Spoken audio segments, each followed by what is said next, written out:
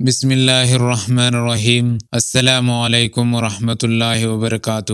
ناظرین، ہر انسان کی روح اللہ تعالیٰ کی طرف سے اس کے پاس امانت ہوتی ہے، جس میں خیانت کرنے کا حق کسی کو بھی حاصل نہیں ہوتا۔ اس وجہ سے خودکشی کرنا اللہ تعالیٰ کی امانت میں خیانت کرنے کی وجہ سے اسلام میں حرام ہے، اور اس کی سزا قیامت کے دن یہ ہوگی۔ حضرت ابو ہریرہ رضی اللہ عنہ بیان کرتے ہیں کہ رسول اللہ صلی اللہ علیہ وسلم نے فرمایا، جس شخص نے اپنے آپ کو پہاڑ سے گرا کر مار لیا تو وہ جہنم میں گرتا رہے گا اور اس میں ہمیشہ ہمیشہ رہے گا، اور جس نے زہر کے ذریعے خودکشی کی تو اس کا زہر اس کے ہاتھ میں ہوگا، جسے وہ جہنم کی آگ میں پیتا رہے گا اور اس میں ہمیشہ ہمیشہ رہے گا، اور جس نے لوہے کے ذریعے خودکشی کی تو اس کا ہتھیار اس کے ہاتھ میں ہوگا اور وہ جہنم کی آگ میں اسے اپنے پیٹ میں گھونپتا رہے گا اور وہ اس میں ہمیشہ ہمیشہ رہے گا۔ حضرت جابر رضی اللہ عنہ سے روایت ہے کہ جب نبی صلی اللہ علیہ وسلم نے مدینہ کی طرف ہجرت فرمائی تو طفیل ابن عمر دوسی رضی اللہ عنہ نے آپ کی طرف ہجرت کی،